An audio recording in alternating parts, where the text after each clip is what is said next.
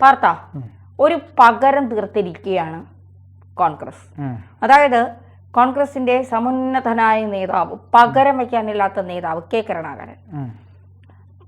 കോൺഗ്രസ്സുകാർക്ക് പലർക്കും ഇപ്പോഴും കെ കരുണാകരന്റെ പല കാര്യങ്ങളോട് വിയോജിപ്പുണ്ടാകാം, എതിർപ്പുണ്ടാകാം ഒക്കെ. പക്ഷെ കെ മുരളീധരൻ അന്നും കോൺഗ്രസിനോടൊപ്പം, ഇന്നും കോൺഗ്രസിനോടൊപ്പം. പക്ഷേ പത്മജ വേണുഗോപാലിന്റെ കോൺഗ്രസ് പോലും അറിയാതെ BJP പറിച്ചെടുത്തത് കോൺഗ്രസിന് വലിയ അടിയായിരുന്നു. സ്ഥാനക്കയറ്റങ്ങളില്ല, സ്ത്രീകൾക്ക് വലിയ തോതിലുള്ള സ്വാധീനമില്ലായ്മ, ഇതൊക്കെ പറഞ്ഞുകൊണ്ടാണ് പത്മജ വേണുഗോപാൽ പാർട്ടി വിട്ട് BJPയിലേക്ക് ചേർന്നത്. ഒരുപക്ഷെ തൃശ്ശൂരിൽ സുരേഷ് ഗോപിയുടെ വിജയത്തിനും കെ മുരളീധരന്റെ പരാജയത്തിനും പിന്നിൽ പത്മജയുടെ ഒരു കോൺഗ്രസ് വിട്ടുപോക്ക് വലിയ സ്വാധീനം ചെലുത്തിയിട്ടുണ്ടാകാം. അത് കോൺഗ്രസിന് വലിയ തിരിച്ചടിയും ഉണ്ടാകും. ആ പക ഇപ്പോൾ പുറഞ്ചം തീർത്തിരിക്കുകയാണ് കോൺഗ്രസ് സന്ദീപ് വാര്യരിലൂടെ. പക്ഷേ പത്മജ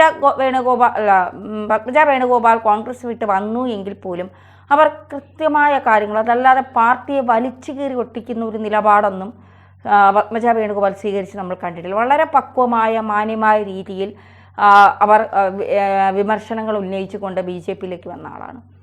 പക്ഷെ സന്ദീപ് വാര്യർ അങ്ങനെയല്ല. ഇപ്പോൾ പാണക്കാടൊക്കെ പോയി പറയുന്ന കാര്യങ്ങൾ കേട്ടാൽ, സന്ദീപ് വാര്യർ ഇതിനു മുൻപ് പറഞ്ഞ കാര്യങ്ങൾ, ഇപ്പോൾ പറയുന്ന കാര്യങ്ങളൊക്കെ കേട്ടാൽ ഇങ്ങനൊരു വ്യക്തി BJPയിൽ നിന്ന് ഇറങ്ങിപ്പോയത് തന്നെ നല്ലതാണ് എന്ന് അണികൾക്ക് തോന്നി തുടങ്ങിയിരിക്കുന്നു. അതായത് സന്ദീപ് വാര്യർ വിചാരിക്കുന്നത് സന്ദീപ് വാര്യർ പോകുമ്പോൾ കൂടെ കുറേ പേരും സന്ദീപ് വാര്യരുടെ ബാക്കിലേക്ക് കൂടെ പോകുമെന്നുള്ളത്. പക്ഷെ ഒരിക്കലുമില്ല. ഇങ്ങനൊരു സന്ദീപ് വാര്യരെ BJPക്ക് വേണ്ട. ഇത്തരത്തിൽ RSSനെയും മോദിയും ഒക്കെ ഒരു വർഗീയ അല്ലെങ്കിൽ അത്തരത്തിലൊരു നേതാവായി കാണുന്ന സന്ദീപ് വാര്യർ അപ്പോൾ ഇതൊക്കെ മനസ്സിൽ വെച്ചുകൊണ്ടാണോ ഇത്രയും നാൾ BJPയിൽ നിന്നത്? എന്ത് തോന്നുന്നു? സന്ദീപ് വാര്യർ നല്ലൊരു പൊളിറ്റീഷ്യനാണ്. വളരെ കൃത്യമായി, അതായത് നമ്മുടെ പൊളിറ്റിക്സിന്, നമ്മുടെ രാഷ്ട്രീയത്തിന് ഒരു വലിയ പ്രത്യേകതയുണ്ട്. ഏത് രാഷ്ട്രീയത്തിലേക്കാണോ മാറുന്നത്, തനിക്ക് സ്ഥാനം കിട്ടുന്നിടത്ത്, തനിക്ക് വില കിട്ടുന്നിടത്തേക്ക് മാറുമ്പോൾ അവരുടെ ആശയവും മാറുകയാണ്. സന്ദീപ് വാര്യരുടെ മുൻ ഫേസ്ബുക്ക് പോസ്റ്റുകൾ ഉൾപ്പെടെ എടുത്ത് പുറഞ്ചം ട്രോളുകൾ വന്നുകൊണ്ടിരിക്കുകയാണ്. എന്താണ് പറയുക എന്നൊന്നും അറിയില്ല. പക്ഷേ എന്താ പറയുക, ഈ സന്ദീപ് വാര്യർ ഒരു മറ്റൊരു രാഷ്ട്രീയ പാർട്ടിയിലേക്ക് മാറുന്ന സമയത്ത് അയാളുടെ ആത്മാവിലടങ്ങിയ ഒരു ആശയത്തോടുള്ള ഒരു നമ്മുടെ അടങ്ങാത്തൊരു ഭ്രമവും നമ്മുടെ ആവേശവും നമ്മുടെ താല്പര്യവും ഒക്കെയാണ് നമ്മൾ ഒരു പാർട്ടിയിലേക്ക് എത്തിക്കുന്നത്. അല്ലാതെ എനിക്ക് ഏതെങ്കിലും ഒരു പാർട്ടിയിൽ ചേരണം, എനിക്ക് അവിടുന്ന് നേതാവാകണം എന്ന് വിചാരിച്ചു വരുന്ന ഏതെങ്കിലും വളരെ ചുരുക്കം ചില ആളുകളെ ഉണ്ടാവുള്ളൂ. അവർ വന്നതിന് ശേഷമാണ് കറപ്റ്റഡ് ആകുന്നത്, അഴിമതിക്കൊക്കെ വേണ്ടി നിൽക്കുന്നത്. ഇപ്പോൾ കെ സുരേന്ദ്രനൊക്കെ നല്ല അടിയുറച്ച BJPയുടെ പ്രവർത്തകനും BJP ആശയവും സംഘാശയവും മനസ്സിൽ കൊണ്ടു നടക്കുന്ന ആൾ തന്നെയാണ്. അതുപോലെ ഇപ്പം പക്ഷേ കെ സുരേന്ദ്രനെ നമ്മൾ എന്തൊക്കെ വിമർശിച്ചാലും കെ സുരേന്ദ്രന് ഒരു CPMനകത്തേക്കോ കോൺഗ്രസിനകത്തേക്കോ പോയി നിൽക്കാൻ കഴിയില്ല. അതാണ് കെ സുരേന്ദ്രൻ്റെ മിടുക്ക് എന്ന് പറയുന്നത്. അദ്ദേഹത്തിൻ്റെ രാഷ്ട്രീയവും അദ്ദേഹത്തിൻ്റെ പക്വമായ നിലപാടും അതാണ്.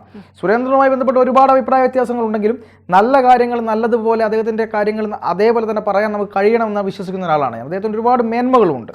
നെഗറ്റീവ് മാത്രം പറഞ്ഞാൽ പോരാ ഒരാളെക്കുറിച്ച്. ഇപ്പം സന്ദീപിനെ കുറിച്ച് പറയുമ്പോൾ സന്ദീപ് വാര്യരെ അനുകൂലിച്ചിരുന്ന ഒരാളാണ് ഞാൻ. അദ്ദേഹം കോൺഗ്രസ് പാർട്ടിയിലേക്ക് പോയ സംഭവത്തെയും അദ്ദേഹത്തെ ഇങ്ങനെ മാനസികമായി തകർത്തതിനെ പറ്റിയും ഒക്കെ നിരന്തരം പറഞ്ഞുകൊണ്ടിരുന്ന എനിക്ക് പോലും ഇപ്പോൾ ഒരു പുച്ഛം തോന്നി തുടങ്ങിയിരിക്കുന്നു എന്നതാണ് സത്യം. കാരണം കൊട്ടപ്പനക്കൽ തറവാട്ടിലേക്കും അതുപോലെ തന്നെ കോൺഗ്രസിലേക്കും ഒക്കെ പോയിട്ട് ഇദ്ദേഹം പറയുന്ന കാര്യങ്ങൾ കേൾക്കുമ്പോഴാണ് ഞെട്ടിപ്പോകുന്നത്. പത്മജയെക്കുറിച്ച് പറഞ്ഞു. പത്മജ BJPയിലേക്ക് പോയ സമയത്ത് പോലും കോൺഗ്രസിൻ്റെ ആശയത്തെ തള്ളി പറഞ്ഞിട്ടില്ല. കോൺഗ്രസിൻ്റെ ആ മഹത്തായ ആശയം ഇന്നത്തെ നേതാക്കന്മാർ നടപ്പിലാക്കുന്നില്ല എന്ന വ്യക്തമായ നിലപാടാണ് അവർ മുന്നോട്ട് വെച്ചത്. ഇന്നത്തെ നേതൃത്വം അതിനെ ഇല്ലാതാക്കുന്നു എന്നാണ് പറഞ്ഞത്. അല്ലാതെ കോൺഗ്രസിൻ്റെ ആശയം നല്ലതല്ല എന്നോ തൻ്റെ പിതാവിൻ്റെ പ്രവർത്തനം നല്ലതല്ല എന്നോ കെ കരുണാകരനെ തള്ളിപ്പറയാനോ മറ്റ് ഇന്ദിരാഗാന്ധിയോ സോണിയാഗാന്ധിയോ പോലും പറഞ്ഞിട്ടില്ല. കെ.എസ്. മുരളീധരൻ BJPയിലേക്ക് വരുമെന്നും കെ മുരളീധരനെ കോൺഗ്രസിലുള്ള ആളുകൾ തന്നെ ചതിക്കുമെന്നുമാണ് പറഞ്ഞത്. അല്ലാതെ പ്രസ്ഥാനവുമായി അടിത്തട്ടിലെ ആശയവുമായി ബന്ധപ്പെട്ട് അവരൊന്നും തന്നെ പറഞ്ഞിട്ടില്ല. പക്ഷേ സന്ദീപ് വാര്യർ അതല്ല പറഞ്ഞത്. ആശയപരമായി തന്നെ തള്ളിപ്പറഞ്ഞു എന്നുള്ള ഏറ്റവും വലിയ വൃത്തികേടാണ് സന്ദീപ് വാര്യർ ചെയ്തത്. നമുക്കൊന്നും മനസ്സിലാക്കാൻ പറ്റില്ല. അത് രണ്ട്, ഒരു പോസ്റ്റ് വന്നിരുന്നു. അതായത് പത്മജ വേണുഗോപാലിൻ്റെ ഒരു ഫേസ്ബുക്ക് പോസ്റ്റ് ഉണ്ടായിരുന്നു. അതെന്നെ ശ്രദ്ധിച്ചോ എന്ന് എനിക്കറിയില്ല. അത് ഇങ്ങനെയാണ് പറയുന്നത്: പ്രിയപ്പെട്ട സന്ദീപ്, നിങ്ങൾ ഏതിലേക്കാണ് പോയി, ഏത് കുഴിയിലേക്കാണ് പോയി ചാടിയതെന്ന് നിങ്ങൾക്കറിയില്ലേ? പരസ്പരം അടിയും തൊഴിയും പാരവെപ്പും തൊഴുത്തിൽ കുത്തുമായി നടക്കുന്ന ഒരു കോൺഗ്രസിൻ്റെ പടുകുഴിയിലേക്കാണ് നിങ്ങൾ പോയി വീണിട്ടുള്ളത്. ഇവിടത്തേക്ക് തന്നെ വന്ന് കയറണമായിരുന്നോ? എന്നൊക്കെ ചോദിച്ചുകൊണ്ടൊരു പോസ്റ്റ് ഉണ്ട്. ആ പോസ്റ്റിൽ അവർ കൃത്യമായി കോൺഗ്രസിലെ പടലപ്പടക്കങ്ങളെ പറ്റിയും ഗ്രൂപ്പുകളെ പറ്റിയും ഒക്കെ എണ്ണി പറയുന്നുണ്ട്. കേരളത്തിലെ ജനങ്ങളോട് ഒരു രാഷ്ട്രീയ പാർട്ടിയിൽ ഏറ്റവും കൂടുതൽ ഗ്രൂപ്പുള്ള രാഷ്ട്രീയ പാർട്ടി ഏത്, തൊഴുത്തിൽ കുത്തുന്ന രാഷ്ട്രീയ പാർട്ടി ഏത്, ഉള്ളുകൂടെ കുത്തുകയും ഇല്ലാതാക്കുകയും ചെയ്യുന്ന രാഷ്ട്രീയ പാർട്ടി എന്ന് ചോദിച്ചാൽ ഒറ്റ പേരേ ഉള്ളൂ, കോൺഗ്രസ്. രാജ്മോഹൻ ഉണ്ണിത്താനും കെ സുധാകരനും അതുപോലെ തന്നെ കെ മുരളീധരനും വി ഡി സതീശനും ഉൾപ്പെടെ എല്ലാ ആളുകളും ഇതിന്റെ ഭാഗമാണ്. പരസ്പരം അടിയാണ് സുധാകരനും വി ഡി സതീശനും തമ്മിൽ. ഈ കെ മുരളീധരൻ വലിയ ഇപ്പം സന്ദീപ് വാര്യരെ പറ്റി പറഞ്ഞല്ലോ, ഈ മുരളീധരൻ തന്നെ ഒരു കാലഘട്ടത്തിൽ DIC ഉണ്ടാക്കി കോൺഗ്രസിനെ തള്ളിപ്പറഞ്ഞുകൊണ്ട് പോയ ആളാണ്, മനസ്സിലാക്കണം. അതുപോലെ എന്നിട്ടാണ് അദ്ദേഹം ഇപ്പോൾ എതിർപ്പ് പറയുന്നത്. ഇപ്പം ഈ എന്താണ്, പക്ഷെ കോൺഗ്രസ് വളരെ കൃത്യമായിട്ടൊരു കാര്യം ചെയ്തു. പത്മജയെ അടർത്തിയെടുത്ത സമയത്ത് BJP-ക്കാർ പൊട്ടിച്ചിരിച്ചതുപോലെ ഇന്ന് കോൺഗ്രസ് ചിരിക്കുകയാണ്. അതിൻ്റെ കാരണം ഏറ്റവും നല്ലൊരു നേതാവിന്, ഏറ്റവും നല്ല നേതാവ് ഞാൻ പറയുന്നത് അദ്ദേഹത്തിൻ്റെ ആശയ അടിത്തറ ഉണ്ടായിട്ടോ അദ്ദേഹത്തിൻ്റെ ഉണ്ടായിട്ടില്ല, അദ്ദേഹത്തിൻ്റെ പൊളിറ്റിക്കൽ കഴിവ്, ഇൻവോൾവ്മെൻറ്റ്, പ്രസംഗിക്കാനുള്ള ഒരു നിലപാടിനെ കൃത്യമായി മറ്റൊരാളുടെ ഉള്ളിലേക്ക് എത്തിക്കാനുള്ള കഴിവിനെ, നല്ലൊരു സംഘാടകൻ എന്നുള്ള നിലയിലുള്ള കാര്യത്തെ, ഇതൊക്കെ വെച്ചുകൊണ്ട് സന്ദീപ് വാര്യർ ഒരു നല്ല നേതാവായിരുന്നു. ആ ഒരു നല്ല നേതാവിനെ തന്നെ അവർ എന്ത് ചെയ്തിരിക്കുന്നു, അടർത്തിയെടുത്തിരിക്കുന്നു. ആ അടർത്തിയെടുപ്പിലൂടെ പത്മജയെ അടർത്തിയെടുത്തതിന് ഒരുപാട് കാര്യങ്ങളെ ഇതിന് വേറൊരു പ്രത്യേകത കൂടിയുണ്ട്. എന്താണെന്നറിയോ, ഇന്ത്യയിലാകമാനം കോൺഗ്രസിൽ നിന്ന് BJP-യിലേക്ക് പോയിക്കൊണ്ടിരിക്കുന്ന കാലഘട്ടത്തിൽ, കോൺഗ്രസ് തന്നെ BJP ആകുന്നു എന്ന് പറയുന്ന കാലഘട്ടത്തിൽ, കോൺഗ്രസ് മുക്ത ഭാരതമെന്ന് BJP പറഞ്ഞുകൊണ്ടിരിക്കുന്ന കാലഘട്ടത്തിൽ കേരളത്തിൽ പ്രിയങ്ക ഗാന്ധിയും രാഹുൽ ഗാന്ധിയും വയനാട്ടിൽ വന്ന് മത്സരിക്കാൻ കേരളം തിരഞ്ഞെടുത്ത സാഹചര്യത്തിൽ കൂടി ഒരു BJP-യുടെ ഒരു പ്രധാനപ്പെട്ട നേതാവിനെ കോൺഗ്രസിലെത്തിച്ച് അത് ഇന്ത്യ മൊത്തം ഒരു ചർച്ചയാക്കാൻ കോൺഗ്രസിന് കഴിഞ്ഞു. അത് കേരളത്തിലെ കോൺഗ്രസ് നേതൃത്വത്തിന് വലിയ ഗുണം ചെയ്യും.